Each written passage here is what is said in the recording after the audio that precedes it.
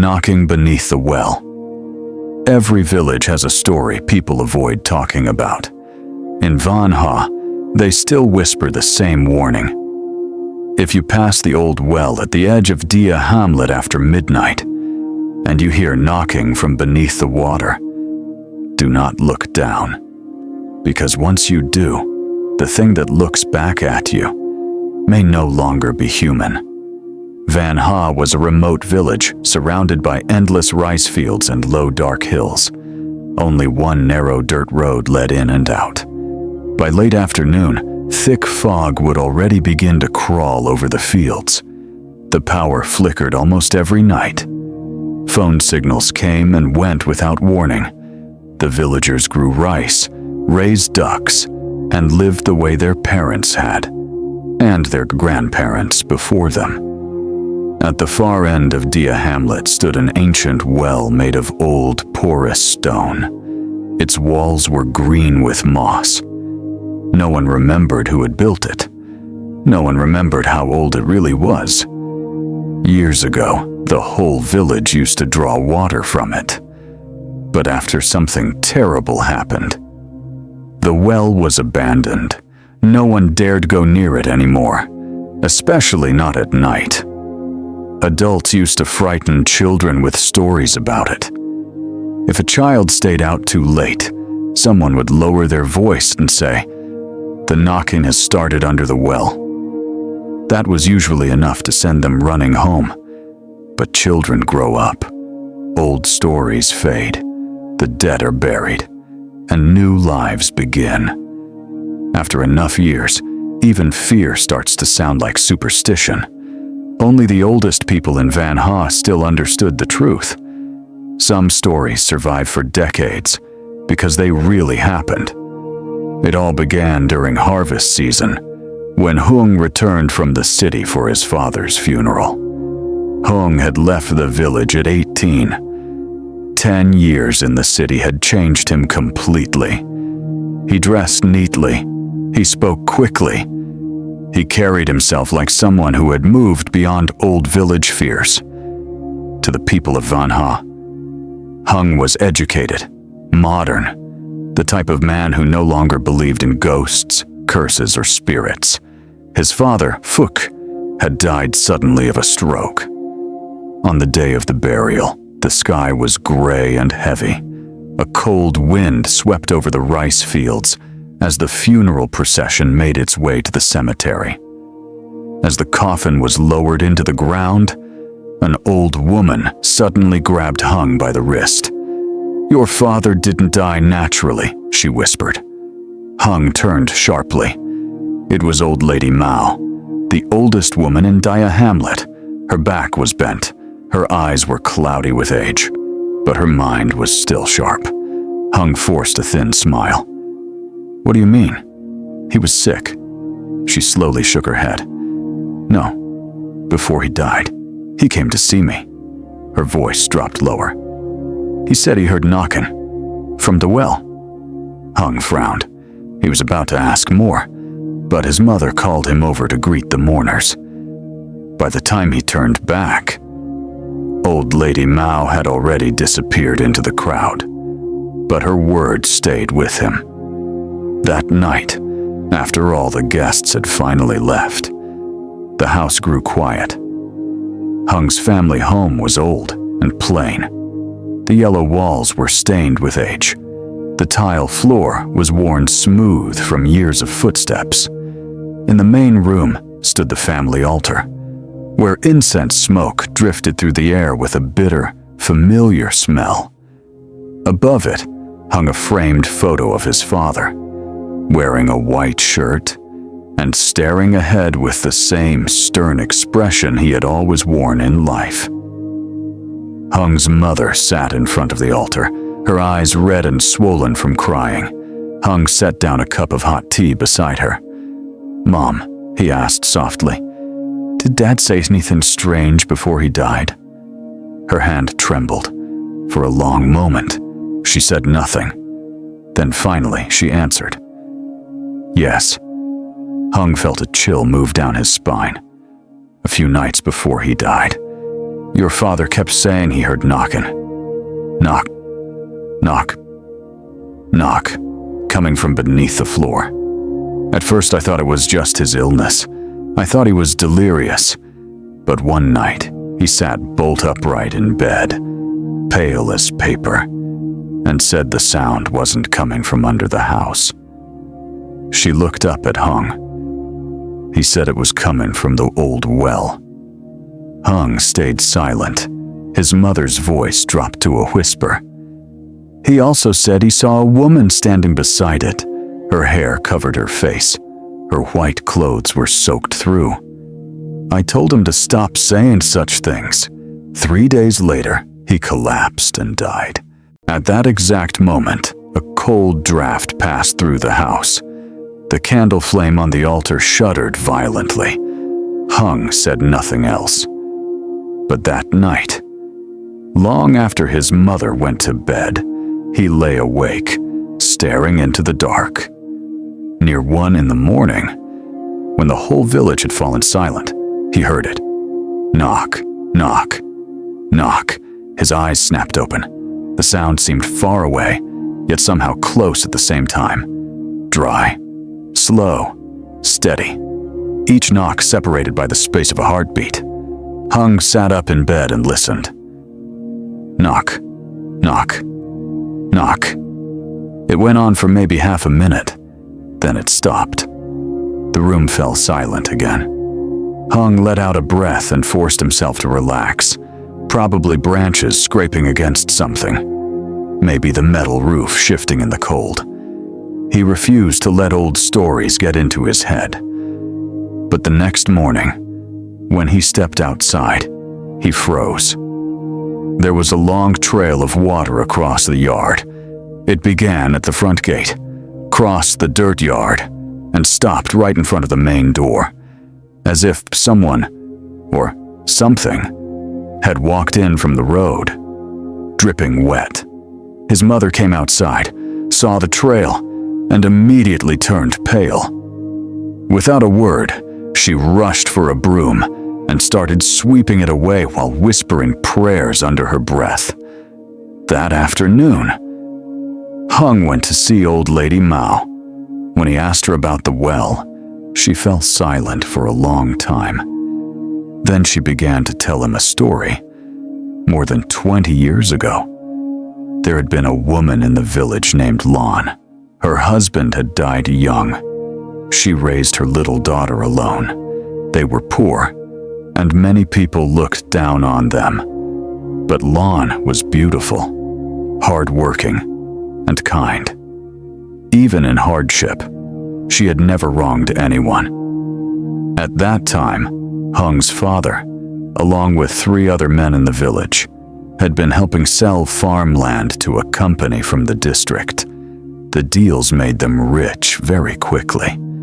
But one of the plots they wanted to take belonged to Lon. It was her family land, the only thing her parents had left behind.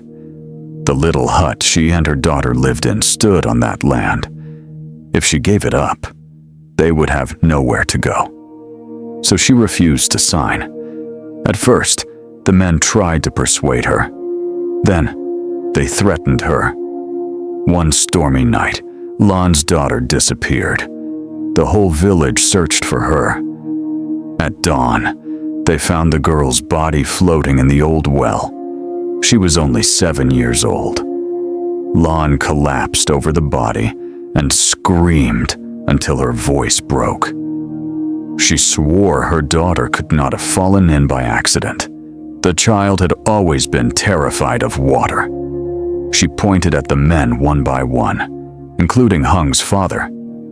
She said they had killed her child to force her to surrender the land. But no one believed her.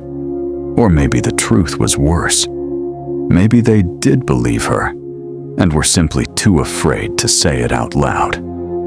A few days later, Leon hanged herself behind her house. Before she died, she left behind a single sentence. "A blood debt must be repaid with blood. Whoever pushed my child into that well, I will drag them down one by one." After that, the well was abandoned.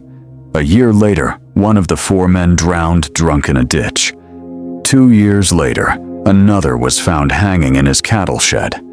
The third was struck by lightning in the middle of an open field. Only Hung's father survived. Old Lady Mao lowered her voice. He didn't escape. She was just waiting. Hung felt the blood drain from his face. Pause. Are you sure my father was involved? Old Lady Mao looked at him with something close to pity. The night Lon died, I saw your father standing beside the well. His clothes were soaked. His face was white as ash. After that night, he never once walked past Dia Hamlet after dark. Hung left in silence, his head spinning. All his life, his father had seemed stern, practical, dependable. Hung had never imagined he could be connected to something that monstrous. And yet, as he walked home, old memories began surfacing. When Hung was a child, his father once slapped him hard for wandering near the path that led to Dia Hamlet at dusk. Another time, Hung woke in the middle of the night and saw his father sitting alone in the yard, smoking in silence, staring toward the black fields as if he were waiting for something. Back then, Hung hadn't understood any of it.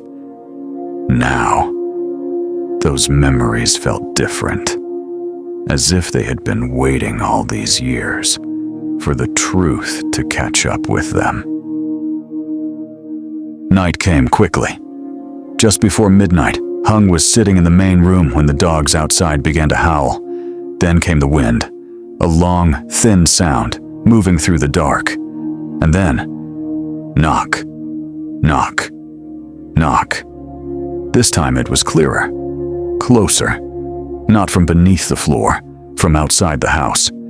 Hung held his breath. The knocking came again. Knock, knock, knock. His mother rushed out of her room, her face drained of all color. Don't open the door, she whispered. No matter what you hear, don't open it. Then suddenly, from out in the yard, came the sound of a child laughing. High, soft, playful. Then it stopped.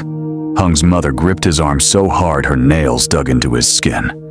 Hung stepped toward the window and peered through the narrow gap. There was no one outside, only a trail of water spreading slowly over the brick ground. It began at the gate, crossed the yard, and stopped at the steps. In the middle of that wet trail lay a small bracelet made of red thread, old, mud-stained, rotting with age. His mother saw it and broke into sobs. That's hers. That was the little girl's bracelet. I remember she used to wear it. Hung turned sharply. You knew? His mother collapsed to the floor and covered her face. I didn't do it, but I knew. I knew everything. Her voice cracked as she spoke. That night, your father and the others only meant to frighten Lon. They planned to take the girl and hide her for one night. Just one night. She started shaking, but the child fought back. She struggled, and she fell into the well. When they pulled her out, she was already dead. Hung felt the room tilt around him. His mother kept crying. Your father was terrified.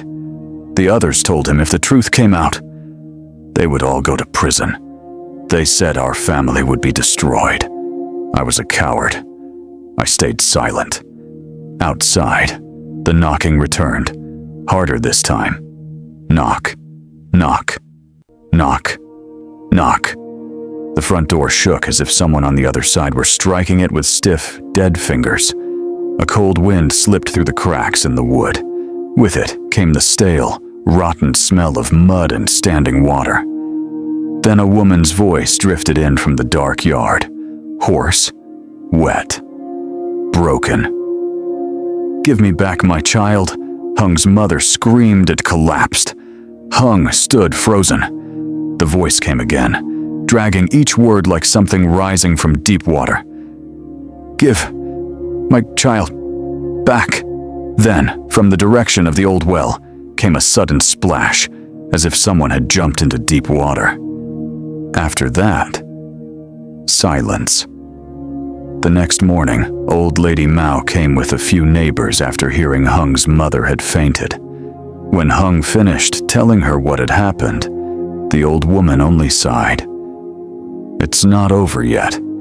"What do I do?" Hung asked, his throat dry. She stared at him for a moment. "If you want the haunting to end, the truth must be returned to the place where it was buried. You must speak it out loud before the altar. Then go to the well and confess, and the land must be given back." But then she added quietly, "Even that may not be enough." Hung frowned.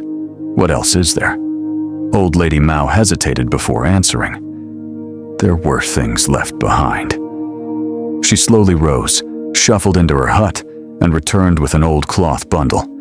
When she opened it, Hung saw a tiny pink sandal, faded with time, one strap broken.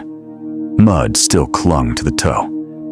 The night they found the girl's body, this was missing, Old Lady Mao said. A few days later, I found it near the old shrine by the bamboo grove. I kept it hidden. Hung stared at the sandal in silence. Such a small thing. But suddenly, the dead child no longer felt like a story. She felt real.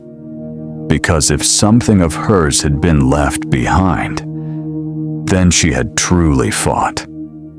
That afternoon, Hung began asking the older villagers what they remembered. At first, no one wanted to speak. Some turned away. Some claimed they had forgotten. Others told him to leave the past buried. But the more he asked, the more he realized something terrible. Almost everyone knew at least part of the truth.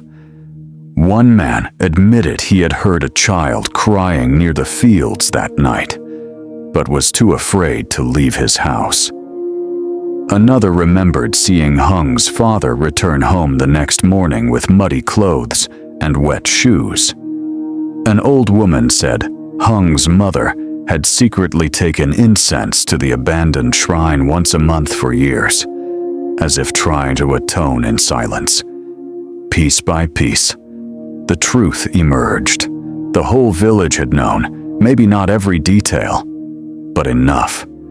Enough to understand, enough to stay silent. Not because they were innocent, but because they were afraid. Afraid of men with money, afraid of trouble, afraid their own homes would be dragged into it. For 20 years, the truth had been buried. Only the well remembered. Only the dark remembered. Only the knocking from beneath the water had never forgotten. That night, Hung sat in the house staring at his father's photo. He could no longer feel simple grief. Now there was something worse. Pain, shame, anger. He had loved his father. That was true. But it was also true that his father had taken part in the death of a child. Some truths, once uncovered, can never be covered again. On the third night after Hung returned to Van Ha, something else happened. The power went out just after midnight. The house sank into darkness. Only the red glow of incense burned before the altar. Hung's mother had taken medicine and was lying in bed. Hung sat in the main room waiting for the electricity to return. Then he heard dripping. Tap, tap, tap. At first he thought the roof was leaking, but there was no rain. The sound grew closer. Hung switched on his flashlight and swept it across the room. The floor in front of the altar was wet. A pool of dark water was slowly spreading outward from beneath his father's altar. Hung stood up sharply and aimed the light down. In the center of the water were footprints, tiny ones, bare. The footprints of a child. They led in from the front door, crossed the room and stopped in front of the altar. Then they turned in circles over the floor, as if a little girl had been wandering slowly through the darkness. Hung tried to call out to his mother, but his throat tightened. Then, above him, he heard a soft shift.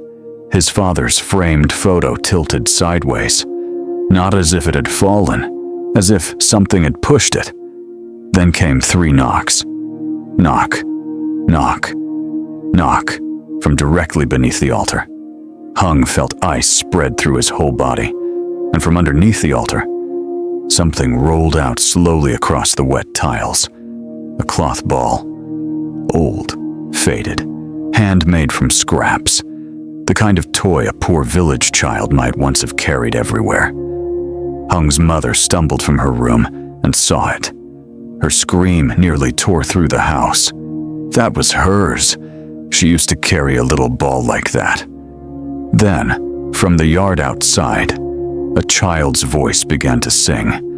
A nursery rhyme, soft, clear, and horribly wrong. The words sounded stretched and warped, as if they had been sung from underwater. Hung slammed the door shut and dragged his mother back. The song went on, one verse, then another. Then the child's voice slowly changed into sobbing, and then into laughter. Not one voice, 2, a little girl, and a woman. By dawn, the sound was gone, but when Hung examined the front door in daylight, he found 4 long scratches carved into the wood from the outside, as if someone had clawed at it with water-softened fingernails until the paint came off. By morning, Hung's mother had developed a fever. She tossed in bed and muttered in her sleep, calling Lan's name over and over, begging for forgiveness. At one point, she sat upright with her eyes still closed and pointed at the doorway. She's standing there. She's holding her child. Don't let her come in. Hung had to hold her down before she threw herself out of bed. He ran to fetch old lady Mao. The old woman stepped into the yard, stopped, and looked toward the house for a long time. She's inside now, she said quietly. Hung clenched his fists. I can't wait anymore. I'll do whatever it takes. Old lady Mao nodded. Before you confess at the well, you must return everything that still belongs to them. What was left behind must be gathered. What else is missing? Hung asked. Old lady Mao hesitated. The comb. The comb? Lan always wore a small wooden comb in her hair. The night they found her hanging, it was gone. I think it may still be somewhere near the old land, or the well. The land that had once belonged to Lan and her daughter had long since become an abandoned patch of overgrown ground near a clump of banana trees. No one lived there anymore. People said that on some nights in moonlight, a white figure could still be seen sitting beneath the old jackfruit tree there, as if a mother were combing her child's hair. That afternoon, Hung went there alone. The path leading in was choked with weeds. The air felt strangely still, even though wind moved through the fields outside. The abandoned land itself seemed silent and sealed off from everything around it. The house was long gone. Only broken bricks remained half buried beneath grass and dirt. A twisted old jackfruit tree stood near one corner, its roots rising through the earth like buried arms. Behind it grew a wild cluster of banana plants with ragged leaves. Hung brought a small hoe and began digging. For nearly an hour, he found nothing but broken pottery, splinters of bamboo, and chunks of old stone. Then the blade struck something hard. Hung knelt and pulled it free with his hands. A small wooden comb. Its teeth were cracked and broken with age. On the side, faint but still visible, was the carving of a 5-petaled flower. The moment he lifted it, he heard a child giggle behind him. Hung spun around. No one was there, but the banana grove behind him was shaking, even though there was no wind.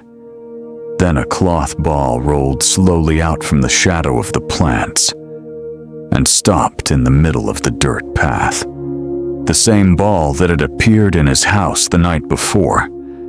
Hung felt every hair on his neck rise. The ball sat still for a few seconds, then rolled backward on its own, slowly disappearing into the banana trees, as though an unseen hand had pulled it away.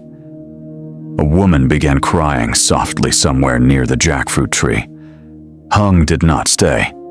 He shoved the comb into his pocket and ran all the way back to the main road.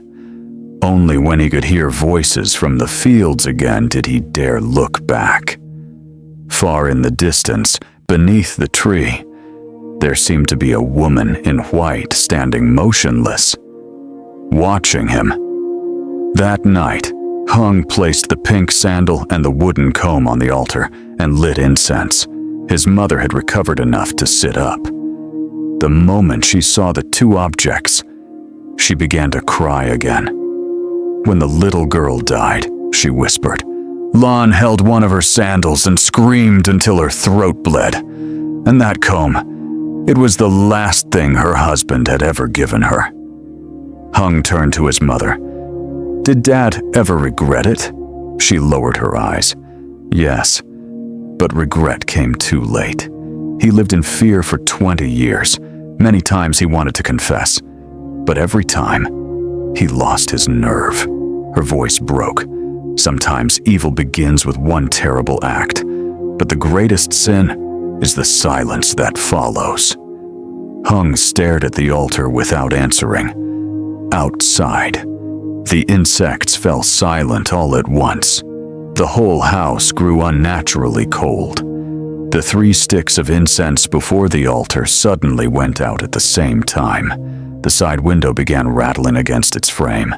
Then the knocking returned, not from the yard, not from under the floor, from inside the room. Knock, knock, knock. Hung swept his flashlight around the dark house. Nothing. Then it came again, behind him. Knock. He turned. His father's photo had fallen to the floor. The glass was shattered. Across the eyes in the photo ran a streak of black mud, as if someone had dragged wet fingers across the face. His mother cried out. Then dark water began spreading over the floor again, curling around the legs of the altar. Inside that black water, reflections slowly appeared. A woman with long wet hair, and beside her, a little girl. But when Hung looked up, the room itself was empty. Only the reflection held them. The things in the water had faces. The things in the room did not. Then a woman's voice spoke. It seemed to come from nowhere and everywhere at once. Enough. A pause. Come to the well. The last word sounded like it had come from the bottom of a drowned throat. Then the water slowly receded into the cracks of the floor and vanished. The room fell still again. Hung looked at his mother. Tomorrow. He knew there would be no more running from this. The next afternoon, beneath a sky dark with low clouds, Hung set up a ritual table beside the old well. Word spread quickly. The whole village aimed to watch. No one said it openly, but everyone kept a careful distance from the mouth of the well. Children were pulled back behind the adults. Wind moved through the weeds around the stones, flattening them and lifting them again. On the ritual table, Hung placed incense, fruit, the little pink sandal, the red bracelet, and the old wooden comb. His mother knelt beside him, white with fear. Old Lady Mao stood behind them, leaning on her cane, her clouded eyes fixed on the black water below. Before the whole village, Hung lit the incense and knelt, At first, his voice trembled so badly he could barely speak. But then he told everything. How his father and the other men had pressured Lon to give up her land. How they had taken the child to frighten her mother. How the little girl had died in the well. How his family had hidden the truth for 20 years. He told him about the sandal, the comb, the cloth ball, the singing in the yard, the wet footprints in his house. Every word felt like broken glass in his throat. The villagers murmured in horror. Some began crying. Others stepped back in fear. A few old men lowered their heads, ashamed, because they had known enough to speak, and never had. Then Hung bowed until his forehead touched the cold ground before the well. And the wind changed. The black water below began to ripple. Then from deep inside the well came the sound again. Knock, knock, knock. Everyone froze. The knocking grew louder. Then a pale hand appeared, slowly gripping the edge of the well. Screams erupted behind Hung as several villagers fled. His mother fainted on the spot. Hung remained where he was, unable to move. A woman slowly rose from the darkness below. Her white clothes hung in torn strips. Her hair covered her face. Water dripped from every part of her body onto the stones. Beside her stood a little girl, thin, small, with black, hollow-looking eyes, and a red thread bracelet still wrapped around one wrist. The wind screamed through the grass. Every stick of incense on the altar went out. The woman stopped in front of Hung. Her wet hair parted slowly. Behind it was a face white as death, with sunken eye sockets and lips dark with drowned blood. It was Lon. She stared at Hung for a long time. Then, in a voice rough as stones underwater, she asked, "Where is your father?" Hung bowed lower, tears spilling onto the dirt. "He's dead," he said. "But I'm here. I'll carry his sin if I have to. Please, spare my mother. Everything will be returned. The land, the offerings, everything." The little girl turned her black eyes toward Hung. He expected hatred, but what he saw was worse. Sadness, deep, endless sadness. After a long silence, Lon slowly lifted her face toward the sky. "I waited 20 years, she whispered, "to hear those words." She reached down and took her daughter's hand. The wind stopped. The air suddenly felt lighter, as though something heavy had been lifted from the whole village. Then mother and child began stepping backward toward the well. Hung thought it was over. He was wrong. Just as Lon and her daughter reached the edge of the well, the little girl stopped.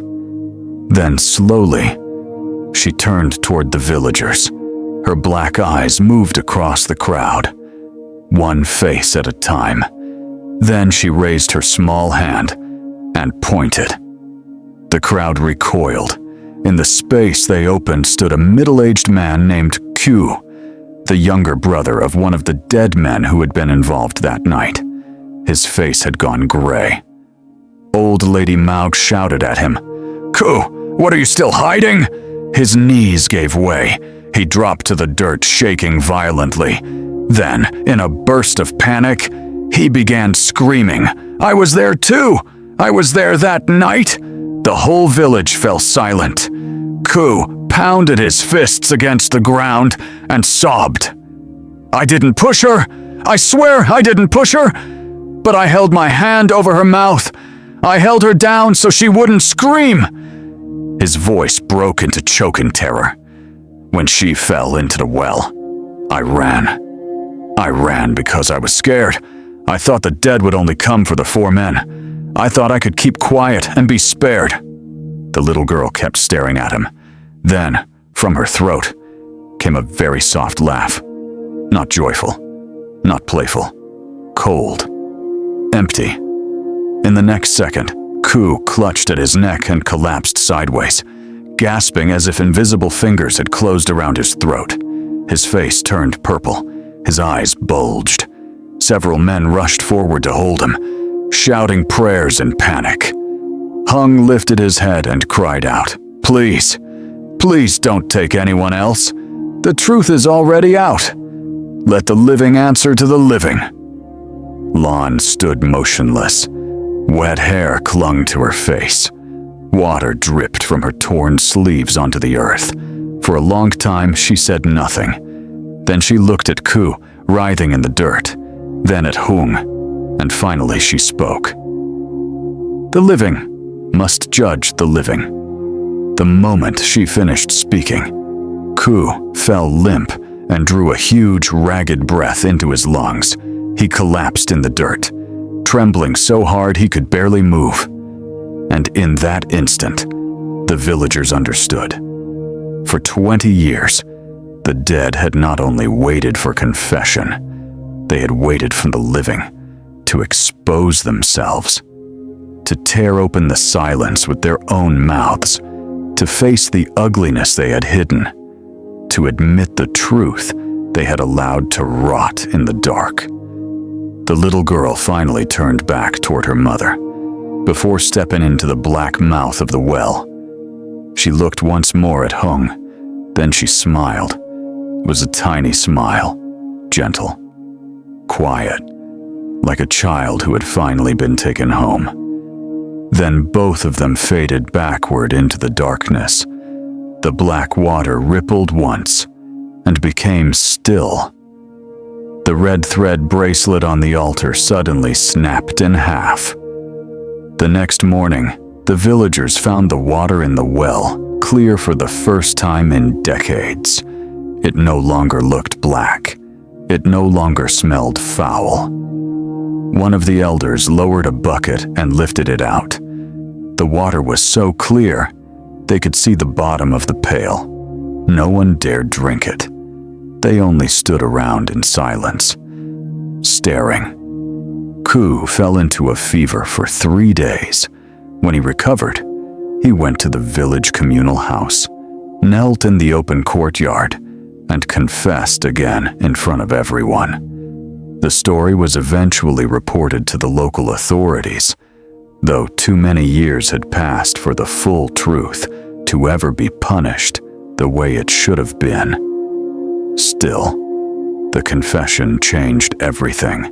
The land that once belonged to Lan and her daughter was formally returned. Hung used his own money to build a small shrine near the well for them. He cleared the weeds, repaired the path, and planted white flowers around it. Every day, he brought incense and fruit there. His mother seemed to age 10 years after that night, but the horror in her eyes was gone. One evening, as the sun sank over the fields, she quietly told Hung, "For the first time in years, I think I can sleep." Hung didn't answer. He just stood in the yard, looking at the place where the wet footprints had once stopped at their door. His father was dead. But death had not erased his guilt. Confession had not restored what had been taken. The child did not return. The years did not return. Nothing truly returned. The only thing the living could do now was stop hiding. Stop pretending not to see. And accept that if justice is buried long enough, something else may rise in its place to claim it. After that, no one in Van Ha ever heard knocking from the well again. At night, Dia Hamlet remained quiet as always, but the air no longer felt cursed. Children slowly began daring each other to walk near the path in daylight.